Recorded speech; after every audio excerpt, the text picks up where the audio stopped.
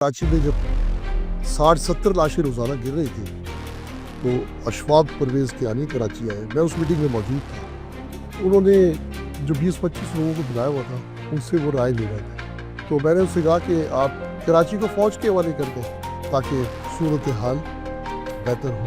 तो उन्होंने पूरे यकीन के साथ एक बात की, उन्होंने कि आप रेंजर्स को देखेंगे कि 3 से 4 दिन में जो फ़ौज से आप तवक्को रखते हैं, रेंजर्स भी फ़ौज है, 2 से 3 दिन में आपको बचाएंगे। अगर आपको याद 3 दिन में कराची में लाशें गिरना बंद हो गई। एक ज़ाती बुरासी की बुनियाद पर एहसन इकबाल भी आए हुए थे। हमने उनसे कराची की हालत बयान की, कहा कि आपकी जो जमात है ये दोनों मरकज़ में है, तो आप क्यों नहीं आप इस जमात को कराची की बेहतरी के लिए आमादा करते हैं। उन्होंने कहा नहीं, ऐसा मुमकिन नहीं है, हम उनके मामलात में इंटरफेयर कर नहीं सकते। तो मैंने फिर हंसते हुए एक तंज़िया बात की थी, तो फिर मरियम अभी दे दें, अच्छा, और मुराद अली शाह को आप दे दें। और उन्होंने उसे लम्हा बा लम्हा वो चलाते चले गए। फिर आपको पता है कि मरियम वैसे भी टिकटॉकर है और अपनी तशहीर की वो पागल है, अपनी तशहीर के लिए। अस्सलाम वालेकुम दोस्तों, मैं हूं वकील रहमान और आज आपकी मुलाकात कराते हैं आल कराची ताजर इत्तेहाद के चेयरमैन अतीक मीर साहब से। अतीक मीर साहब जानी पहचानी शख्सियत है, लेकिन जो लोग नहीं जानते हैं उनके लिए बताता चलूं कि अतीक मीर साहब पिछले 36 साल से कराची में ताजरों की सियासत कर रहे हैं, ताजर लीडर हैं। और इन्होंने मुख्तलिफ अदवार देखे, इन्होंने MQM का दौर देखा, इन्होंने गैंगवार देखी, इन्होंने जो है ANP सुन्नी तहरीक और इस दौरान जितने दहशतगर्द अस्करित पसंद तंजीमें भी जो आई थी, ये इस पूरे तारीख के जो है ये गवाह हैं। और इनकी सबसे अच्छी बात यह है कि ये खुलकर बोलते हैं, डरते नहीं है, दबते नहीं है। बहुत शुक्रिया अतीक मीर साहब, आपने वक्त निकाला। मेहरबानी, शुक्रिया। सबसे पहले ये बताएं कि ये जो मैंने जिक्र किया कि पहले MQM थी, कराची जो है MQM का शहर था, यानी उनके बगैर जो है कोई पत्ता ही नहीं हिल सकता था। फिर इसमें हिस्सेदार बने गैंगवार की सूरत में, कुछ सुनी तहरीक, कुछ पॉकेट्स में जो है वो ANP का जो है हमें नज़र आया ये, और आज जो है हमें पीपल्स पार्टी का सिस्टम नज़र आ रहा है। इस पूरे जो है सूरत हाल को अगर आप थोड़ा सा कंपैरिजन कर लें कि क्या फ़र्क नज़र आ रहा है आपको? देखिए, एक तो अगर माजी की तरफ आप चले जाएं तो कराची की बदकिस्मती रही है या बदमाश पाले गए। जैसा हम पंजाब में देखते, एक ज़माना था ज़मींदारों ने गोंडे पाले हुए होते थे और वो दूसरे ज़मींदारों को एक ताकत के तवाज़ुन को बैलेंस करने के लिए वो उनको दिखाते थे कि अगर कहीं किसी ने ताकत दिखाई तो हमारे पास भी ताकत है। तो MQM को भी एक ताकत के तौर पे पाला गया, क्योंकि सियासी जमात का अस्करी विंग हो, ये कहाँ की सियासी जमात है। वो काम फिर उस वक्त की बरसर इख्तिदार पार्टी पीपल्स पार्टी ने भी किया। उन्होंने भी अपना एक अस्करी विंग बनाया, गैंगवार, और वो उसके मुकाबिल बनाया। अच्छा, अब जहाँ दो लोग आपस में बरसरे पिकार हो तो शहर रहने के लायक तो नहीं है। या आप एक होटल में बैठे हैं, आप चाय वगैरह पी रहे हो, दो ग्रुप लड़ जाते हैं, बिल्कुल। तो आप तो होटल से भागेंगे ना, कि आप उस लड़ाई का हिस्सा नहीं है। तो इससे कराची से नकल बकानी भी होती गई, सरमायाकारी भी चली गई। कराची इस वक्त मैं समझता हूँ कि जो मौजूदा जो पोजीशन है, इससे तकरीबन 40 साल पीछे चला गया। अच्छा, बहुत सारी बातें इसमें जो असबाब हैं, वो असबाब की तरफ भी जाएंगे मीर साहब और सिस्टम की तरफ भी आएंगे। उस वक्त की कुछ यादें जो है वो ताज़ा करना चाहते हैं। उस वक्त जो है वो बत्ते की पर्चियाँ मिलती थी। आपके ऑफिस में हमने खुद बुलेट लगे हुए पेपर देखे, धमकियाँ आमेज़ खतूत देखे। आपको खुद भी कभी बत्ते बत्ते की पर्ची मिली, कोई धमकी मिली, कोई लालच दिया गया हो कि आप भी हमारे साथ शामिल हो जाएं या आप हमारे खिलाफ न जाएं, नहीं तो ये हो सकता है, वो हो सकता है? ये मैं इसको कुदरत का इनाम समझता हूँ अपने लिए। मैं अक्सर एक इकबाल का शेर कोट करता हूँ कि एक सजदा जिसे तू गिरा समझता है, 1000 सजदों से देता है आदमी को नहीं था। मैं आज आपके प्रोग्राम में भी ये बात कहता हूँ कि मैंने अल्लाह पाक से 2 चीज़ें मांगी थी। अल्लाह, मुझे एक ऐसी ज़िंदगी दे कि जिसमें लोग मेरी इज़्ज़त करें, मुझसे प्यार करें, मुझे दुआएं दें, और एक ऐसी मौत दे जो तुझे पसंद हो। اچھا زبردست. یعنی حق کی راہ میں. میں آج بھی دعا کرتا ہوں. آپ کی اس پروگرام میں یہ بات کہہ رہا ہوں, میں نے کئی پروگراموں میں بات کہی ہے. اس کے بعد پھر جب آپ اللہ کا خوف دل میں بسا لیتے ہیں, جب آپ کو یہ پتا ہے کہ میں جو بات کر رہا ہوں وہ اللہ کو خوش کرتی ہے وہ بات, تو پھر کوئی ڈر نہیں ہوتا. تو وہ تو مجھے کوئی سنگل تھریڈ کہ کسی آدمی نے, کسی جماعت نے, کوئی کبھی نہیں. بتے کی کوئی پرچی یا کوئی. نہیں, مجھے ذاتی طور پہ کبھی کوئی پرچی آئی نہیں. ٹھیک ہے. کچھ اس دور میں کچھ تاجر جو ہے, اطلاع کی بھی تھی کہ کچھ تاجر جو باقاعدہ ان کے اہلکار بن گئے تھے. بالکل بن گئے تھے. اور وہ باقاعدہ انفارمیشن دے بھی رہے تھے اور وہ ڈیل بھی کروا رہے تھے. ایسے ہی ہے بالکل بالکل. مختلف مارکیٹوں میں. وہ آج بھی موجود ہیں وہ تاجر. دیکھیں, پیسہ کئی شکلوں میں آپ کی زندگی میں آتا ہے. آپ لوگوں کا فیصلہ کرواتے ہیں, اس میں بھی ایک کوئی پارٹی آپ سے کہتی ہے کہ تھوڑی میری طرف آپ نرم گوشہ رکھیں, یہ 2 کروڑ 1.5 کروڑ کا معاملہ ہے, میں آپ کو بھی کچھ دے دوں گا. تو انسان ہے, شیطان پیچھے لگا ہے, تو لوگ اس کی زد میں آ جاتے ہیں. اسی طرح یہ بھی ایک آسان کہ آپ ہمیں نمبر دے دیں, کیونکہ بتا خوروں کا ایسا نیٹ ورک نہیں تھا کہ ہر بندے کے ہر پیسے والے کا نمبر ان کے پاس آ جائے. تو نمبر دیے جاتے تھے, اور اس میں ان لوگوں کا, وہ خدا معلوم تاجر تھے جو بھی تھے, لیکن جو لوگ بھی نمبر دیتے تھے کسی امیر آدمی کا, اس کا حصہ پھر ان کو ملتا تھا. اچھا. کہ جیسے کہ 20 لاکھ روپے مل گیا تو 2-4 لاکھ ان کو بھی مل جاتے تھے. انفارمیشن بھی دیتے تھے اور پورا انفارمیشن بھی دیتے تھے, اور ان کا ایک حصہ ہوتا تھا. اس کی مالی حالت کے بارے میں بھی, سٹیٹس کے بارے میں بھی بتاتے تھے کہ یہ پیسے والا آدمی. اس طرح کے لوگ ابھی بھی ہیں مطلب, یا ان کو کوئی رینجر نے کوئی کارروائی ہوئی, یا آج بھی وہ موجود ہیں؟ میرا خیال ہے ایسے لوگ ہمارے ملک میں ختم ہوئے نہیں ہیں, بلکہ بڑھ گئے ہیں. مختلف شکلوں میں. وطن فروش, منافق, بددیانت, بے ایمان, بدعنوان, من حیث القوم, ہم بدعنوانی اور اخلاقی پستی کی اس جگہ پر گئے جہاں عام طور پہ قومیں ختم ہو جاتی ہیں. تو وہ جو ہڑتالیں ہوتی تھی, وہ ہڑتالیں ان کی ہڑتالیں بڑی مشہور تھی. اچانک وہ کہتے تھے کل ہڑتال ہوگی, اور ٹی وی پہ ہم دیکھتے تھے نیچے آتا تھا کہ آل کراچی تاجر اتحاد نے حمایت کا اعلان کر دیا, اور دوسرا شاید ٹرانسپورٹ اتحاد کے ارشاد بخاری کا ہوتا تھا. یہ آپ اپنی مرضی سے دیتے تھے یا آپ سے دلوایا جاتا تھا؟ میں اکثر ایک بات کہتا ہوں کہ یہ جو جرت اور ہمت ہے, اگر میری ذات تک ہو, یعنی اس میں کہیں مجھ تک اگر نقصان کا پہلو ہے تو پھر تو ٹھیک ہے.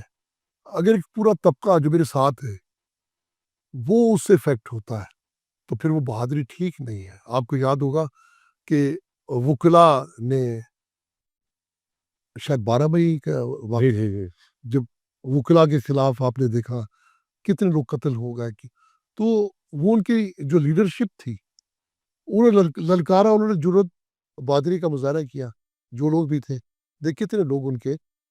اسی طرح ٹرانسپورٹرز کی کل ہڑتال ہے, آج شام کو کتنی گاڑیاں جلا دیتے تھے, کیونکہ وہ ٹرانسپورٹر کے جو سربراہ تھے وہ کھل کے حمایت کرتے نہیں تھے. یہ اعلان آپ خود کرتے تھے یا آپ کی طرف سے جو اعلان ہو جاتا تھا؟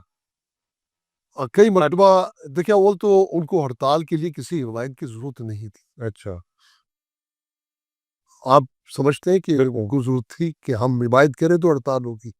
ایسا نہیں, ان کو ضرورت نہیں تھی. تو کئی جگہ ہمارا نام شامل ہو جاتا تھا, خود سے کئی جگہ ہم مصلحتاً ٹکٹ چلاتے تھے کہ کل ہڑتال, کیونکہ ہم. ایسا کبھی ہوا ہے کہ مطلب آپ کو خود ٹی وی سے پتہ چلا ہو کہ آپ نے حمایت کر دی ہے ہڑتال کی؟ ٹی وی کو بھی پتا تھا نا کہ ہم حمایت کریں نہ کریں. اچھا, وہ اپنی طرف سے بھی چلا دیتے؟ ہاں, چلا دیتے تھے. دیکھیں, وہ ایک وقت تھا, نہ قانون تھا, نہ انصاف تھا, نہ ادارے تھے, نہ کوئی انتظامی, آل اینڈ آل وہ لوگ تھے. جہاں ہم دیکھتے تھے کہیں ان یہ جو عسکری ونگ ہے, ان کے سامنے ہم نے دیکھا سپاہیوں کو کٹ لگاتے تھے, وردیاں پھاڑ دیتے تھے, اور وہ سپاہی جب افسران کو شکایت کرتے تھے تو کہتے ہم کیا کر سکتے ہیں.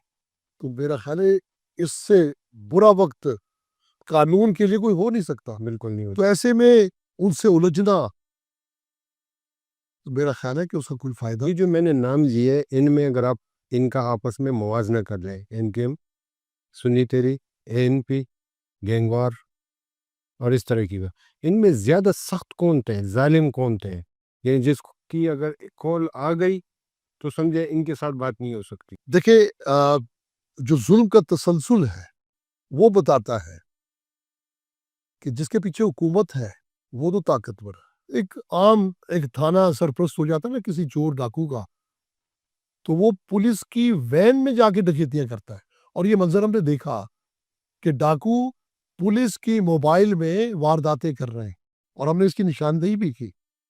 تو وہ جو قانون کو جوتے کی نوک پہ سمجھتے تھے، وہ اس وقت کی برسر اقتدار حکومت تھی جو 17 سال سے بیٹھی ہے۔ آج بھی ہم نے دیکھا ہمارے ایک دوست کی زمین پہ قبضہ تھا، ہم نے کوئی گھر نہیں چھوڑا، کوئی commissioner, deputy commissioner, S S P, D I G, I G, سب کو بھی بس پایا۔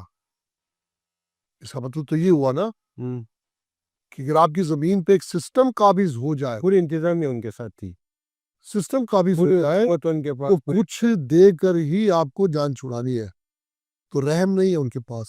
کسی یعنی یہ سب برابر تھے، ظلم کے لحاظ سے، سختی کے لحاظ سے، یا جو اس طرح کی بے رحمی کی وہ ہوتی ہے نا، مافیاؤں کے ساتھ مشہور ہوتی ہے، اس میں گینگوار کا تصور زیادہ جو ہے ظالمانہ تھا، ایم کے ایم کا تھا، سنی تحریک کا تھا، یا این پی کا تھا، کس کا تھا؟ دیکھیں گینگ وار ایک سمبل بن گیا تھا کہ اس لہجے میں کوئی کسی کو کال کرتا تھا تو وہ انڈر تھریٹ آ جاتا تھا، تو ظلم بھی کیا جاتا تھا۔ بہت سے لوگ اس طرف ایسے لوگ تھے جو ظلم کرتے تھے، مارتے تھے، جان سے مار دیتے تھے۔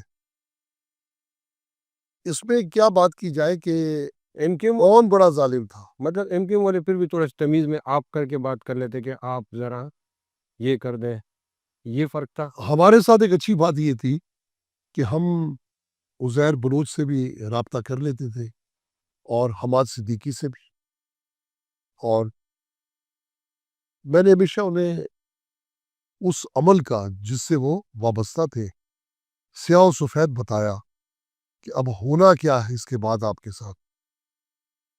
اس طرح کبھی کوئی ان سے بات کرتا نہیں تھا۔ وہ آج بھی جو ایم کے ایم کے دوست ہیں وہ اعتراف کرتے ہیں بہت ساری باتیں آپ کی اس وقت جو آپ ہمیں بتاتے تھے۔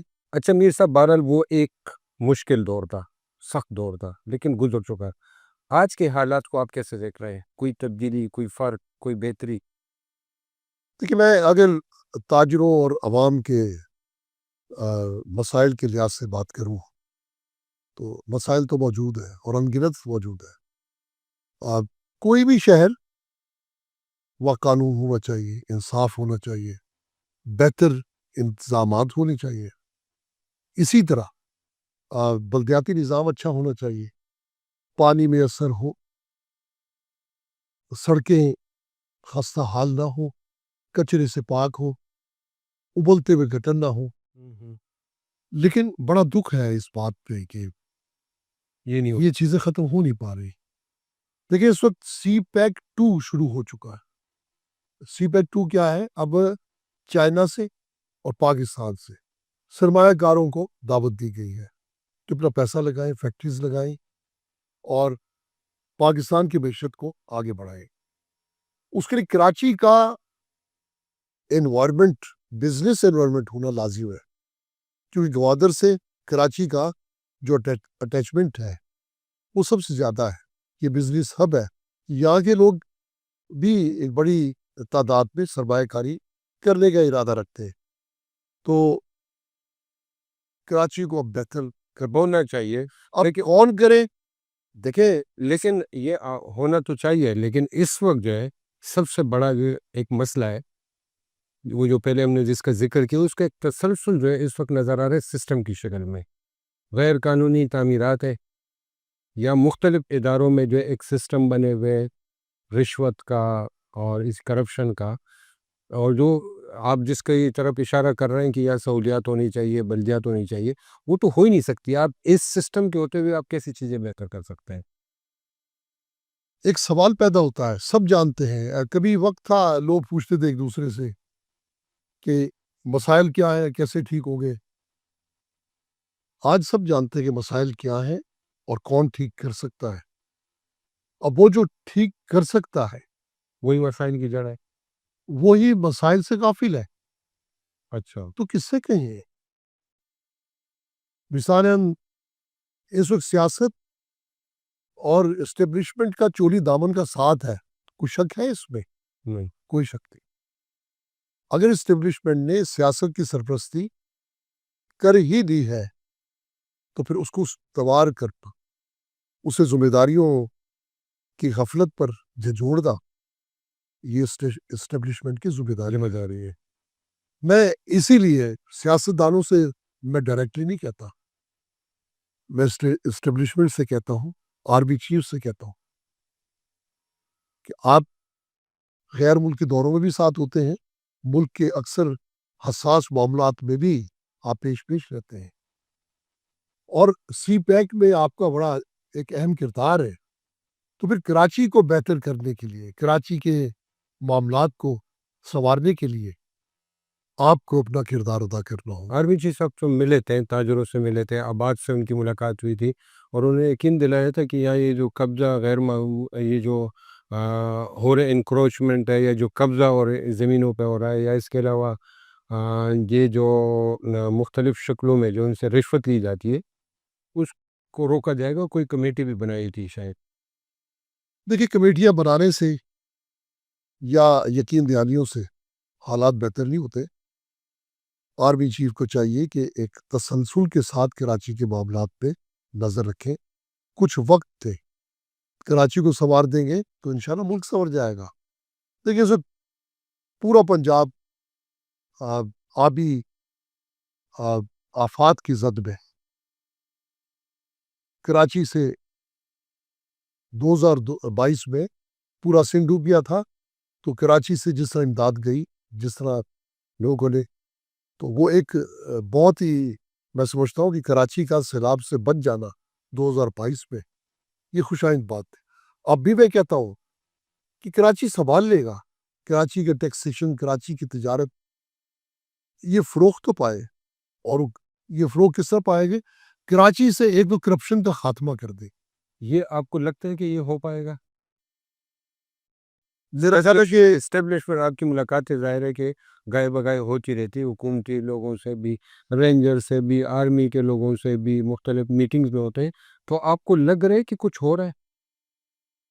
میں اپنی چھوٹی سی مثال دیتا ہوں. کراچی میں جب 60-70 لاشیں روزانہ گر رہی تھی تو اشفاق پرویز کیانی کراچی آئے. میں اس میٹنگ میں موجود تھا. انہوں نے جو 20-25 لوگوں کو بلایا ہوا تھا ان سے وہ رائے لے رہے تھے. تو میں نے اس سے کہا کہ آپ کراچی کو فوج کے حوالے کر دیں تاکہ صورتحال بہتر ہوں. تو انہوں نے پورے یقین کے ساتھ ایک بات کی ہے، انہوں نے کہا کہ آپ رینجرز کو دیکھیں گے کہ 3 سے 4 دن میں یہ جو فوج سے آپ توقع رکھتے ہیں، رینجرز بھی فوج ہے، 2 سے 3 دن میں آپ کو نتائج دیں گے. اگر آپ کو یاد ہو 3 دن میں کراچی میں لاشیں گرنا بند ہو گئی تھی بالکل. تو عسکری طاقت ایک طاقت ہے، فوج معمولی ادارہ نہیں ہے. کیا اس کو کس سے اجازت لینے کی ضرورت ہے؟ آج آپ جو کراچی کی ایک بہت اچھی فضا میں سانس لے رہے ہیں، ہمیں خوف نہیں ہے کوئی میں ٹارگٹ کلنگ کا شکار کرے گا، کوئی میں اغوا کر لے گا، کئی دہشت گردی کا واقعات ہو جائیں گے، یا کہیں کوئی بھتے کی پرچی آ جائے گی. یہ اس خوف سے کس سے نکالا؟ رینجر سے نکالا. رینجرز کی جو 4 ٹاسک تھی، آج رینجرز کو وہ اختیارات حاصل نہیں ہے. کیوں نہیں ہے؟ کراچی کے معاملات ختم تو نہیں ہو گئے. مطلب یہ کہ آج بھی رینجرز ہے جو زمینوں پہ قبضے ختم ہو سکتے ہیں. بالکل. آرمی چاہے، رینجرز چاہے، یہ زمینوں پہ قبضے یہ سلسلہ ختم ہو سکتا ہے. اسی طرح یہ جو ایک سسٹم بیٹھا ہوا ہے, آپ یہ جو اسٹیٹ ڈپارٹمنٹ ہے یا جہاں آپ اپنے زمینوں کے کاغذات ریونیو صحیح کروانے ریونیو کے ادارے میں جاتے ہیں, وہ 2 5 10 20 کروڑ روپے کی باتیں کرتے ہیں.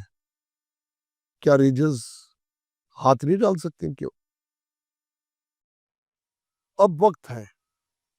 فوج کے لیے کڑا امتحان ہے. میں اس لیے بار بار فوج کا نام لیتا ہوں, یہ سانپ آپ ہی کے ہم پر پھینکے ہوئے ہیں. ان سانپوں کو اب آپ ہی نے مارنا ہے, یہ آپ ہی نے قابو کرنا ہے. ہم تو آپ ہی سے کہیں, کس سے کہیں؟ یا بتا دیں کیا ملک سے باہر کسی کو پکارے؟ ہم تو آپ ہی سے کہیں گے. فوج سے کہیں گے, ان کی مسلط کردہ ہے. یہ آپ ہی کے مسلط کرتا ہے, تو آپ ہی ہماری جان چھڑوائیں. تو وجہ کیا ہے؟ مطلب MQM کو بھی اتنی لمبی ڈیل دی گئی, آخر میں کنٹرول کیا گیا. گینگوار کو بھی بہت بعد میں وہ کیا گیا. پیپلز پارٹی یا اس کا جو سسٹم ہے, یہاں کا کرپشن کا ایک نیٹ ورک ہے, اس کو اتنی ڈیل کیوں دی جا رہی ہے؟ دیکھیں, جو میری ایک سوچ ہے, پتہ نہیں آپ اس سے اتفاق کریں نہ کریں, یا میرے سننے والے بھی اتفاق کریں یا نہ کریں. پاکستان سودی مالیاتی نظام کی زد میں آ کر ان طاقتوں کے زیر بار آ چکا ہے جو اس پیسے میں شامل ہیں جو IMF پاکستان کو قرض دیتا ہے. وہ شرائط بہت کڑی شرائط ہے. یہی سبب ہے کہ آج جن طاقتوں کو, جن سیاسی جماعتوں کو فوج نے کہا کہ یہ کرپٹ ہے, یہ لوگ ٹھیک نہیں ہے, یہ چور ہے, ڈاکو, بدعنوان ہے, وہ فوج کے کندھے پر بیٹھ کے اقتدار میں آئے. آپ سمجھتے ہیں کہ فوج کرپٹ ہے یا کرپشن کو اب فوج پسند کرتی ہے, یا ان کے سامنے فوج کی کوئی وقت نہیں ہے؟ ایسا نہیں ہے. فوج بھی تو کسی کے دباؤ میں آ سکتی ہے, بیرونی دباؤ ہے. آپ بیرونی دباؤ. یہ میرا ذاتی خیال ہے, فوج بیرونی دباؤ پر ان لوگوں کو ہم پر مسلط کر رہی ہے جو ملک کے غدار ہیں, بیرونی طاقتوں کے اعلی کار ہیں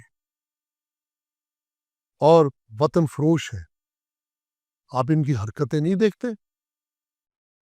پنجاب ڈوب رہا ہے, کوئی جاپان بیٹھا ہے, کوئی چین چلا گیا ڈیلیگیشن لے کے, ان کے ماتھے پر ایک بل نہیں ہے کہ کس طرح لوگ پانی میں تباہ برباد ہو گئے.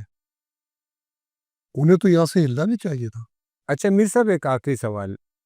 ایک آپ کی طرف سے ایک مطالبہ آیا تھا کہ مراد علی شاہ لے لو اور مریم نواز دے دو, یعنی سندھ کو دے دو. آج بھی آپ یہ مطالبہ کر رہے ہیں؟ یہ مطالبہ اس وقت بھی نہیں تھا. اچھا, اس لیے کہ کوئی پروگرام نہیں تھا, کوئی میڈیا کے سامنے بات نہیں تھی, کچھ دوستوں کی ایک محفل تھی اور درود پاک کی ختم کی محفل تھی.